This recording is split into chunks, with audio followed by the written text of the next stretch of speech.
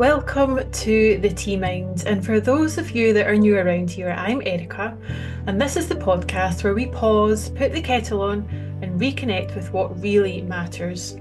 Each episode is your invitation to slow down and explore how something as simple as a cup of tea can become a gateway to mindfulness, mental fitness, and a more present way of living. We'll sip our way through practical tea routines, powerful insights, and heartfelt stories. Some weeks it's just you and me, and some weeks we'll hear from inspiring guests. But every week it's a chance to recalibrate, to pause, rebalance, and thrive. So grab your favourite mug, breathe deeply, and join me in the art of living with a tea mind. Hello and welcome to this week's episode. So, pop the kettle on and get settled in because today's guest is someone that I've known for many years and someone with a real gift for helping people feel at home both in their space and also in themselves. So, Renee Turner is the founder of Renee Turner Interiors, an award-winning design studio based in Edinburgh and the Lothians. But calling her an interior designer really doesn't do her justice because she does so much more than that. She really helps people express who they are through the spaces that they live and work in, and spaces that really reflect their values, aspirations, and their true selves. And after 15 years in corporate life, Renee followed her intuition and swapped spreadsheets for swatches. So, what began as a personal project designing her own home turned into helping family and friends and eventually building a really thriving business. And her approach blends project management precision with real deep emotional intelligence and insights. And it makes the design feel both meaningful and accessible. And I can really testify to this firsthand because many years ago now, Renee helped me in my tea room when I had just got into a really deep teal phase and I'd literally painted almost everything in the space teal. And yeah, I really couldn't see the wood for the trees. But Renee stepped in and she worked her magic with clarity and compassion. And she really got and understood what um, etiquette values were and my values. And yeah, really helped me reflect those into that space. So I'm forever grateful for that. So she's on a mission to help people fall in love with their homes and their workspaces again, always evolving. I'm always amazed at how many awards she's winning and all the new products and ideas she's coming up with. And she was also part of my very first Tea Mind course, which makes today's conversation extra special. So you'll leave this episode brimming with ideas on how to really design with intention, listen to your instincts, and to create a little environment that supports the best version of you. So welcome, Renee, to the Tea Mind podcast. How are you today? Oh, I'm very good, and that was a very kind intro. I might have to steal some of that. Steal away. So Thank yeah, you. let's take it back to the beginning then. What do we need to know about your sort of early life to understand where you are now? So it's quite interesting when you think back. It feels a long time ago when I was in that corporate world, but you can never regret the decisions you made. I think all of those transformative years helped me gain some of the fundamental skills which I've brought into this job. Um, I think you get some life skills, you learn how to deal with different people. You, particularly in the corporate world, you can deal with some very difficult clients or management, and you can sort of fall into interesting relationships in this particular role. But I think it's given me the grounding to be able to deal with any of those situations.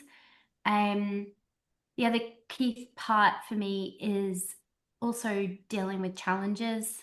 Um, when I hit a stumbling block or a challenge, I just go in my mind, I'm like, right, how am I going to solve this? There's always a solution.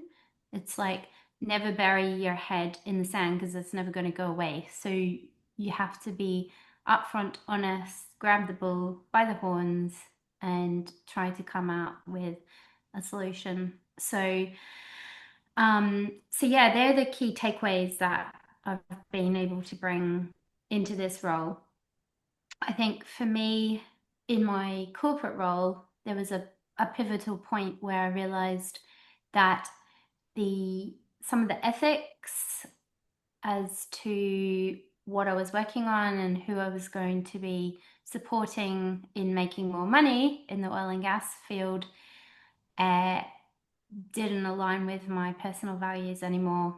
And I decided I needed to leave. I'd been thinking about a role, a couple of roles, but it was actually my husband who planted the seed a few, you know, when I was sort of speaking about changing careers. And he's like, I could see you as an interior designer because when we were doing up our own home, I was able to come up with a lot of ideas and actually give some of those ideas to the architect, chose colors. I could visualize how things were going to happen. And that's a skill that I think sets me apart is I can visualize everything. And I use those skills to then show the clients and put them onto paper and 3D images. So um, I think if you don't have that visual skill, being able to visualize, it's not a role that, you know, that if you don't have that, you basically can't be an interior designer. So yeah, so I think that was the key pivotal moment and realization that I had the ability to move into interior design, which has now become my passion. I think that need for being able to visualize thing really explains where I fall down in the design world, because I can have things in my head, but I can't actually, when I walk into a room, I can't, yeah, I don't have the same skills you have. So I can imagine that that's, yeah, really pivotal and gives you some real insights. But it's also how you understand your clients as well and have that empathy, and like values seems to be quite really important to you as well. So what part does that play, and has it always been there from the beginning? Absolutely. So values is really key, and you've got to understand very quickly what the values are for each and every client, and they're all different.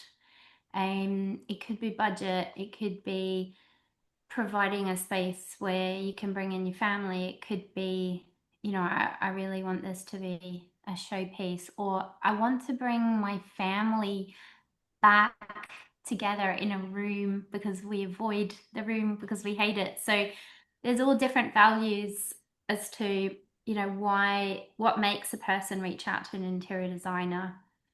And I think I have that intuition or being able to ask the right questions to then work out, okay, this is what's important to this person. When I do the design, I'm going to keep to those core values because otherwise, if you deviate from that, it's going to be unsuccessful. Yeah, and that's a real skill as well that you've got to sort of hold that space and to really listen and also pull out values and things that people are looking for. So Yeah. yeah. Um I'm interested as well. You've mentioned about when you have challenges that present themselves, you're very good at sort of facing them head on and not burying yourself and your head in the sand, which is also commendable and extremely useful when you're running your own business. I just wonder where that comes from. Is that something you learned growing up, or yeah, how have you developed those skills? Um, I think, well, my dad's always been, he he was always one of those people who just was like, right, problem, how are we going to solve it?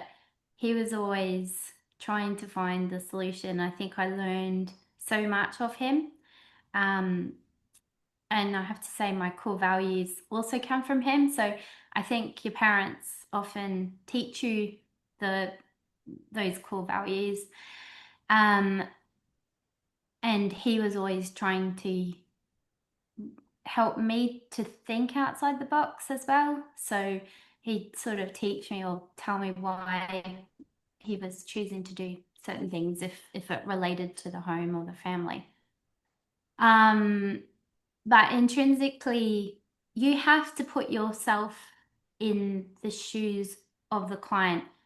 If you were in their position and you hit a stumbling block or something wasn't available, or say a price had gone up, or you hadn't calculated something properly, what would you want that if you were the opposite sides of the fence, what would you want to happen? You would want someone to come to you ASAP, be upfront and honest, but also come to them with a solution. So you've got to think rather than just presenting, oh, I've got this problem, you've got to then prove yourself by saying, but I've come up with some alternatives. What do you think is best? Um, so I think honest and upfront and tackle it head on first and trying to resolve it quickly and also come up with a solution. And it might also mean speaking to others, getting the help, because often, it might be that there's an issue with, say, like something like a, a design issue or something that a tradesperson is best asking around or asking the community is often the best bet because as they say, there's other people who've had that experience or can think of an alternative solution that maybe you wouldn't even thought of. Yeah, and I guess that translates into your own personal life as well when you hit roadblocks or stumbling blocks. Good skills to be able to take across as well. Yeah. So I'm just curious how your background in sort of project management and analytics has helped to sort of really influence the way that you approach creativity and client projects in your work.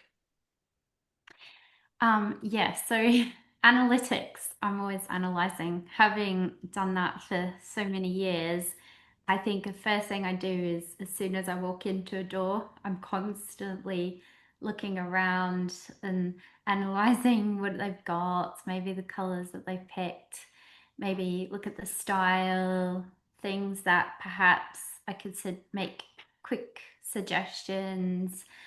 Um, because that's how you, I guess, start interpreting a client. Obviously, the listening skills are a key component of it because they might say, actually, none of this is inspiring me at all. Mhm. And um, and then the analytics from taking a client through the process, which I've built up. So we start from Pinterest. So I get them to do some exercises with me, and we find pictures that immediately they're attracted to. So we save those, we go through why do you like this and what colors do you like and also what you don't like because that is just as an important question as things that you do like. It allows me to go, right, they really don't like, a pattern or they don't like navy or this particular color. So then when I'm doing my research at the end, I can pick things quite quickly. So Yeah. it leads to actual efficiency in the first place, but also um, I often find the clients love exactly what I provide. So having the process is number one, and then using my analytical skills to analyze each component of that process. And then project management is really, I guess, about having the systems in place to collate the information, to present what I found, um, I think also my analytical brain means that I can learn things quite quickly. So I learned this thing called SketchUp, and it's a 3D visual. So I can draw up a room to the exact millimeter and then show different layouts. So that takes analytical skills to be able to realize, okay, we could do a layout of this, or we could try this one. And then we pick the best out of those components. Um, and then that's when I go and find all the elements to make up a room.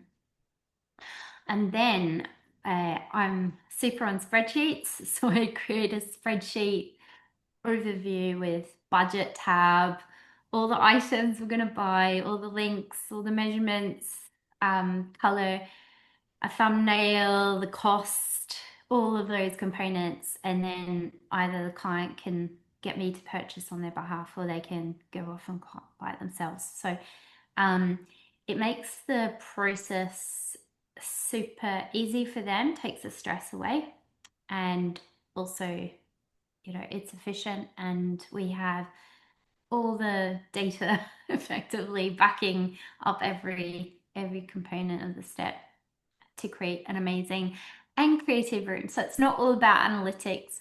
It's I think that's where perhaps my skills lie, is that I've got a balance of analytics to create a good base for the room. So get the fundamentals right. And then you do the creativity. So that's the fun bit. And Hmm. then my color is my passion as well. So being able to merge the two means that you're going to get an amazing room or home at the end.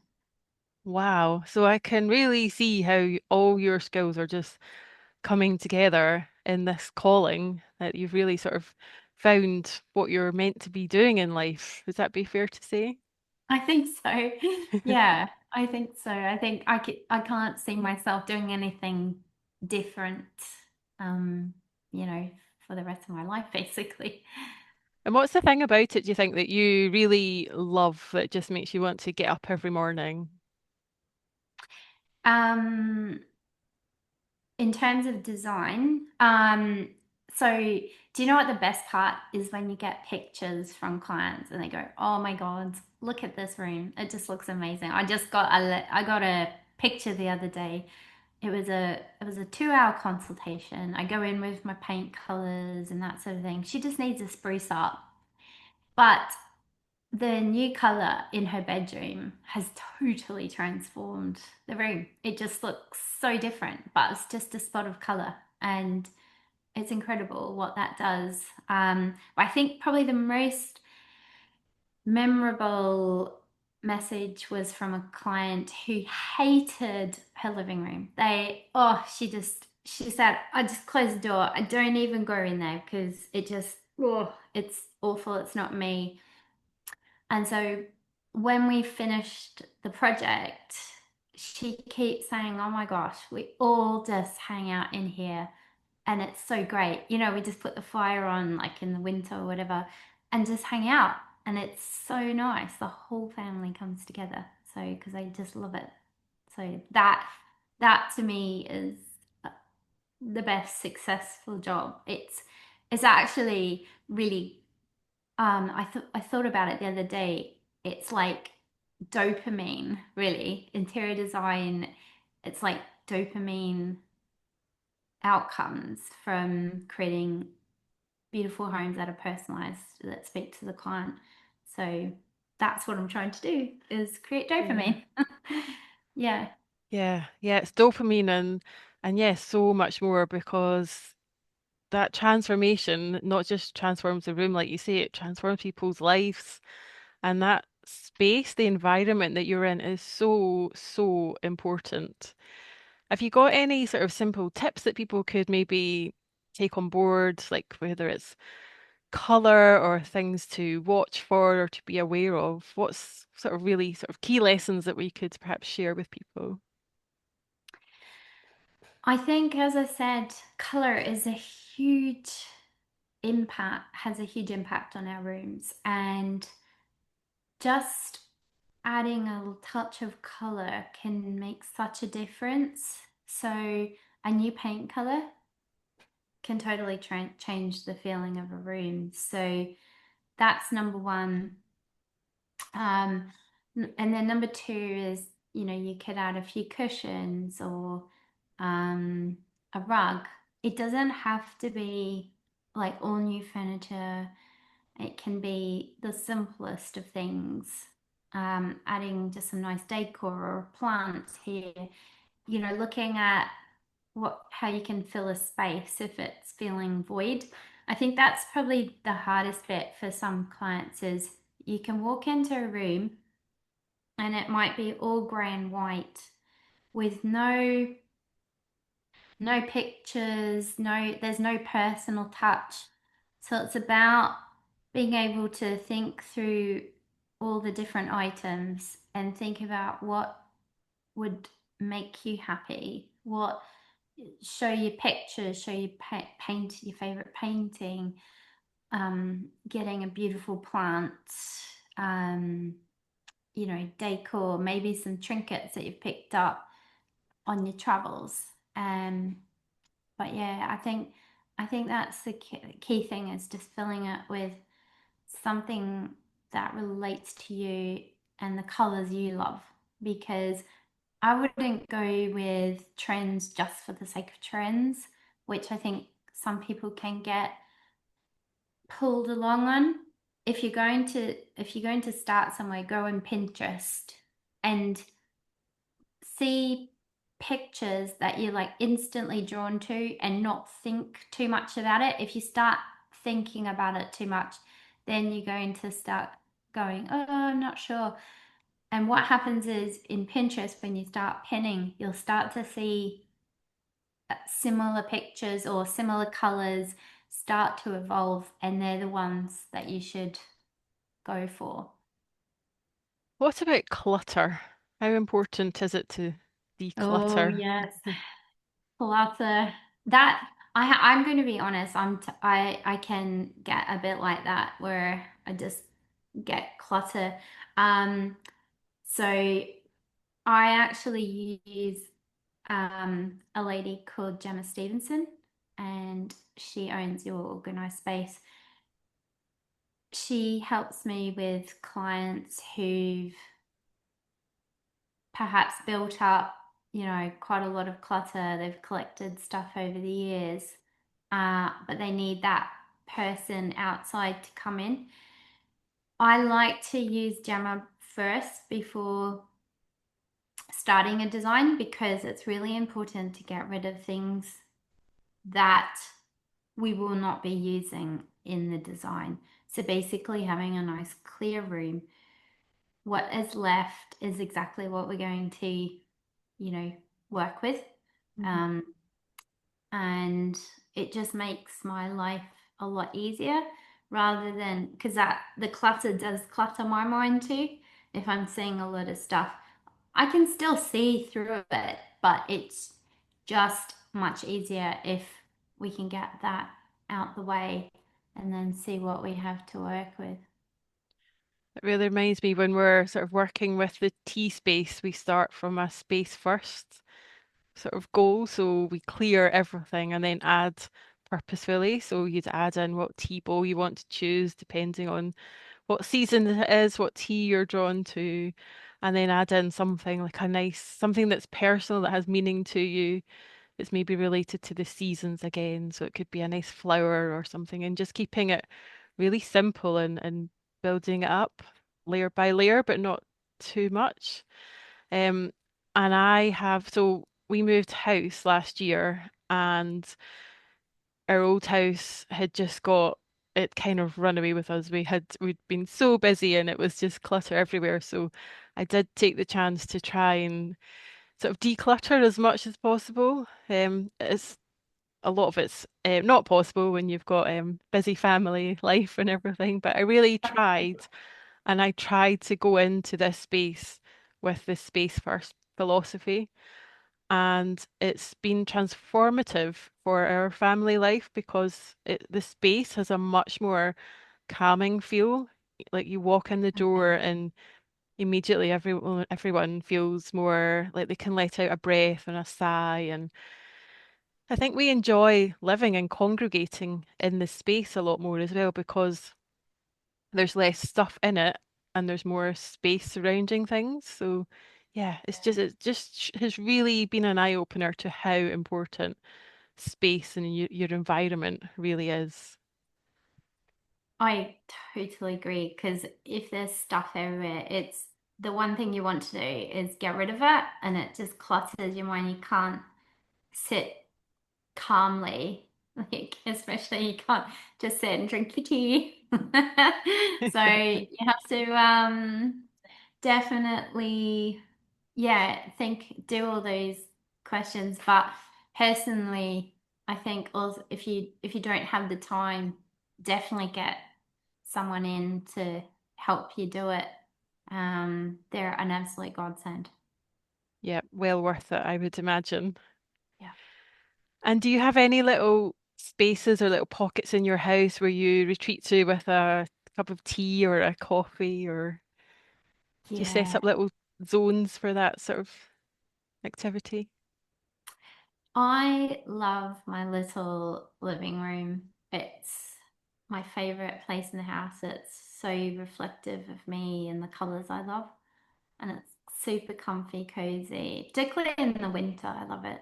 But just love the sunshine comes through it as well in the summer. So I've got my little well, it's a wingback chair that I've done in a lovely orange and I really love sitting there and just curling up and just watching the world go by or um, that's the one thing I've really realized as a creative person and perhaps someone who I'm so focused on the client that sometimes I forget to make time for me.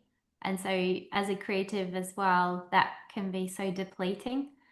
So, it's so important to sit down and have that cup of tea to restore that energy and do some breath work and just bring my mind back to the present.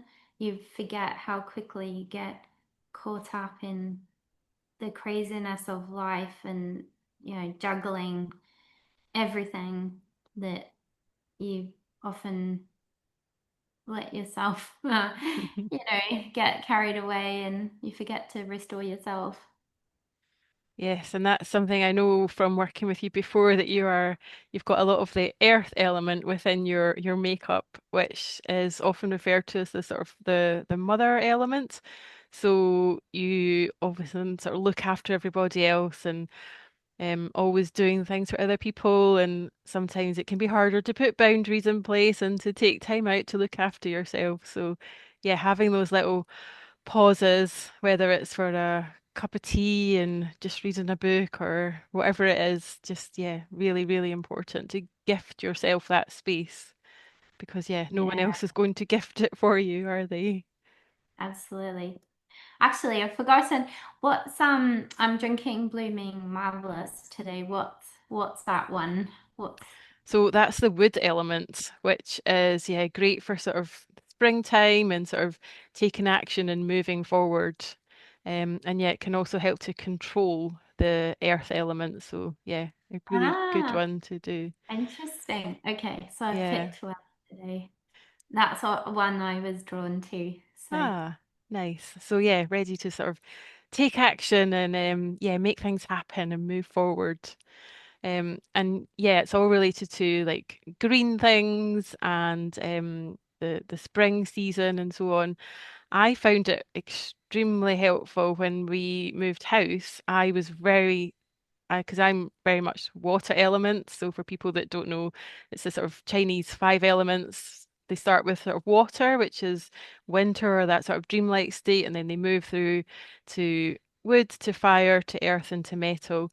But I am very much almost 100% water element, so I can get very sort of bogged down and stuck in that sort of thought process and dream state, and without sort of I can lose the fact I need to have momentum and take action.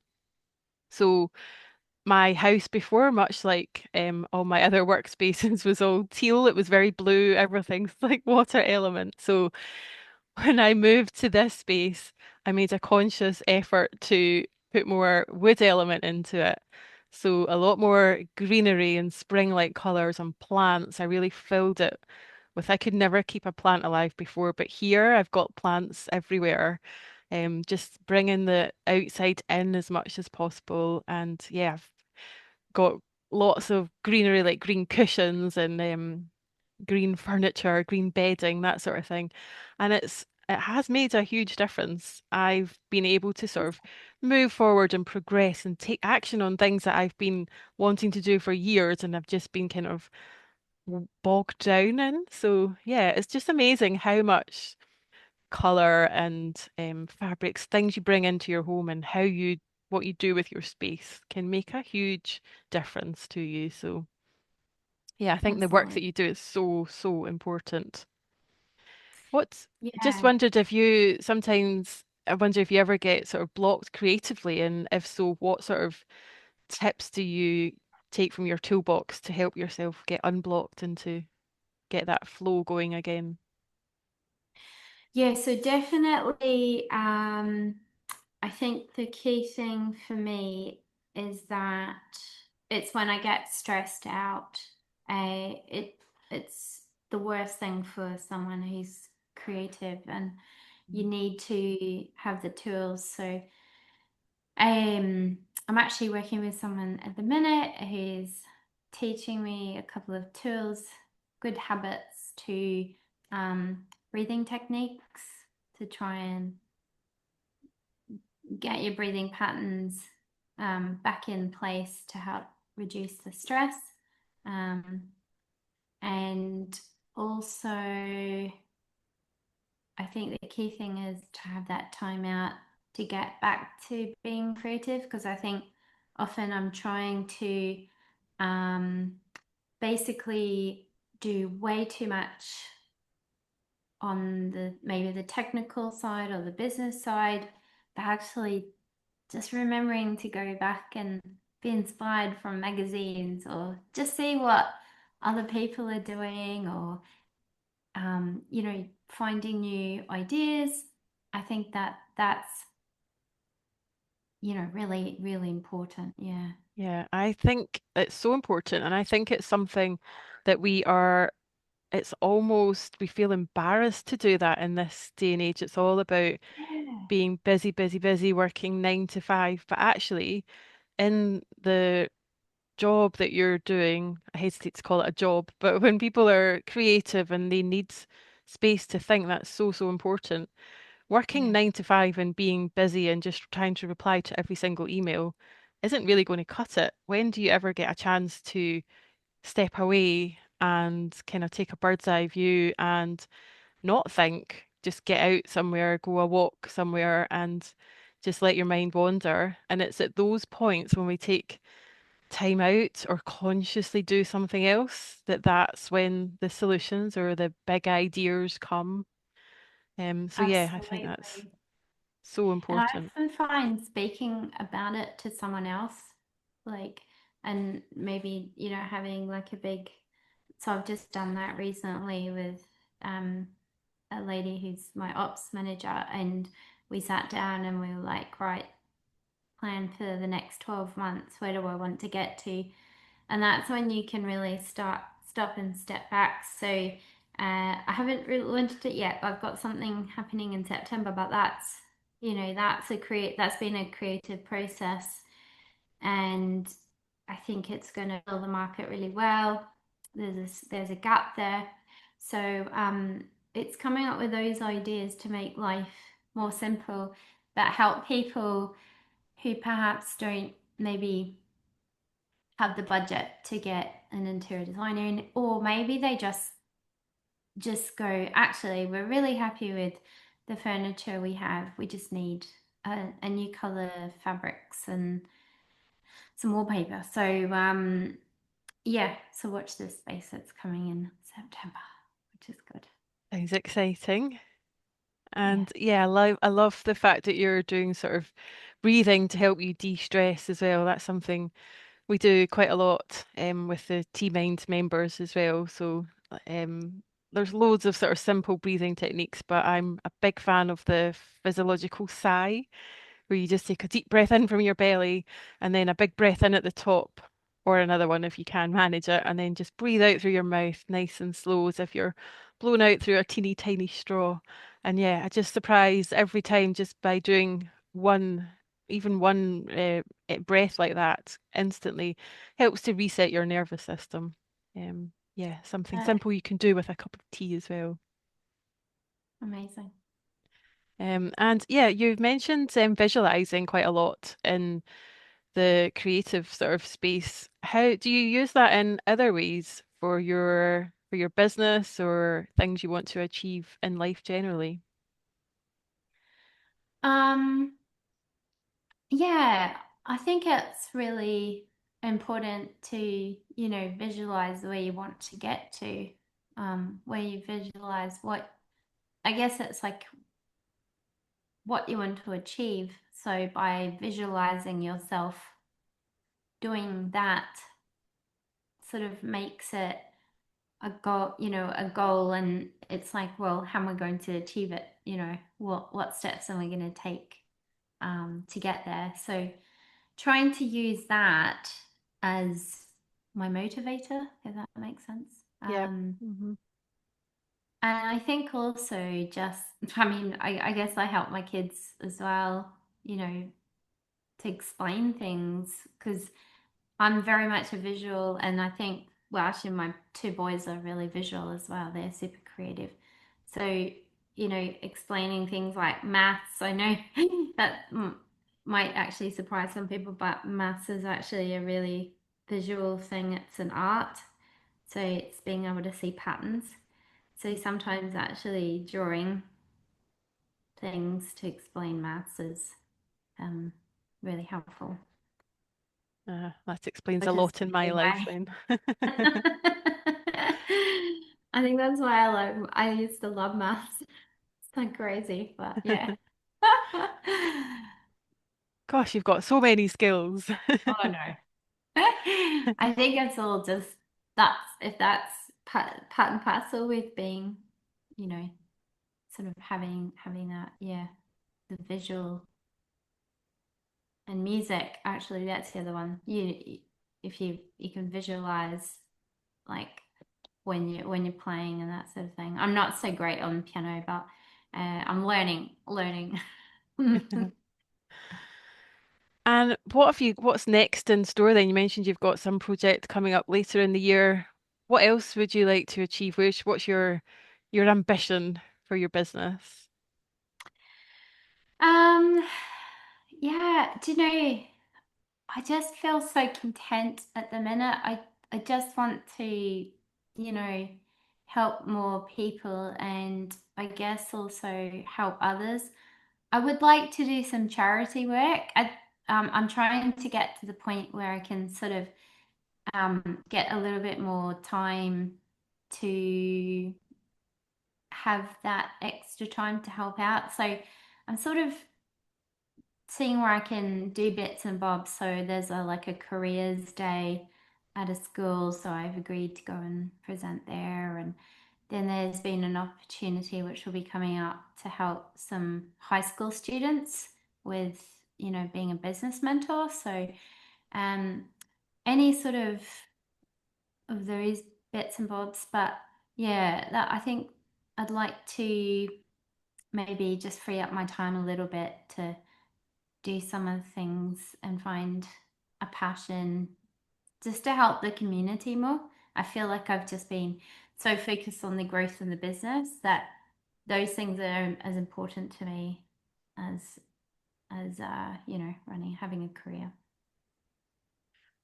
I'm curious, and perhaps this is an unfair question, it's too big, but yeah, I'm curious what does success mean to you personally? Because traditionally we've got a whole definition of success, like high powered job, earning lots of money, blah blah blah. But yeah, what does success mean to you in 2025?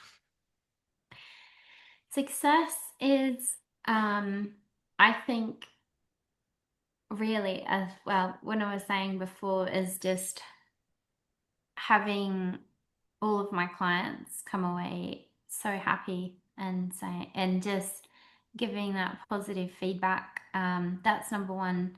Yeah, and number two is just being comfortable. Like, I'm not reaching out to be a globe, a UK wide interior designer because at the end of the day, that's not that doesn't align with my values. That I'm concerned about when you grow too big, you lose that core value of creating personalized spaces. And I think I don't want to lose that perspective of getting to know a client and just getting jobs out the door just because I want to finish, 101 jobs in a year. It's maintaining that core value and refining my processes better, making the service even more streamlined and easy, basically, for the client to engage with. Yeah, I think it's really clear how strongly your values are present sort of in everything that you do. So I think, yeah, it's admirable to see it in your personal life and to flow through your business as well. I wonder if you've got any other sort of go-to tips that we can share with people for creating more sort of peace and presence in their own homes. Maybe if people are on a tight budget or so. And you've mentioned sort of going maybe to Pinterest and looking at things that they like. And is there anything else any other tips that you could share with people? Yeah, so I think sometimes if you're going to be doing up a home uh, quite substantially, it can be quite tricky doing a Google search because it often brings up the sort of companies I don't think create good quality. So it's just about trying to find maybe one or two or maybe three companies online or even in your hometown and working out what style you are, um, and then keeping to that sort of company in terms of if you want to bring some decor or art. You don't have to spend a lot of money. I think that's the misconception is that, in the old days, interior design had this connotation of, you had to be super wealthy, and the interior designer came in, oh darling, we're going to have this and that and the other, and they often projected their own style onto a home. Some people are happy with that, and you would connect with that interior designer if you're attracted to their style. But whatever they chose is what you got. I am completely the opposite way. I'm all about bringing your style, your personality into the home. So you've got to find the colors and the items that connect to you and speak to you. Don't just go out there and buy everything in one go. Take your time, save some links and ideas, and then let it grow on you. Same with color as well. And don't think, there's just a Farrow ball and little green. There are other colors. So order different swatches. And the last tip is don't paint the color on your straight onto your wall. Paint it on a big piece of A3 and then blue tack it up and then move it around the room to different walls because each wall is going to have a different look of that color depending on the light. So live with it and see, if it sings to you, and if it doesn't, keep looking. It's not a race. It's actually better to take your time, not make mistakes because it'll cost you more in the long run. That's So very good advice. I wish I'd known that before. Painting bits of wall everywhere. I guess that also, yeah, it's just all about that pausing, first of all, to almost slow down and just trust yourself. And because I know from myself, I don't trust myself with interior design at all, which is obviously why I've used your services before. But I guess slowing down enough to actually listen to what's your gut saying. Do you like X, Y, or Z, or none of them, right? Like you'll know yourself, you'll know your own body. But yeah, we just need to learn to slow down and to trust ourselves a little bit more as well, which yeah, I guess is what I'm trying to do with tea as well. So yeah, it's quite interesting. Yeah. Well, that's one thing that you could do is when you're doing interior design, get your cup of tea, just like to slow down and yeah, think about it before you jump in.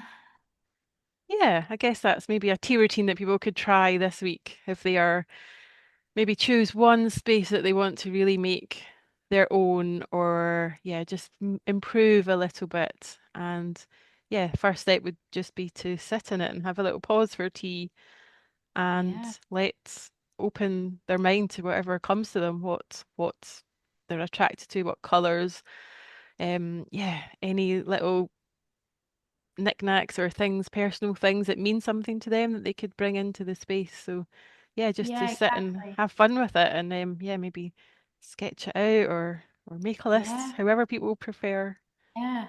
You could journal as well, like the things that you really love about the room and then the things that you're not attracted to, and then see how you can make changes to those items in that column. Fantastic. Well, that's something I'm definitely going to take forward this week.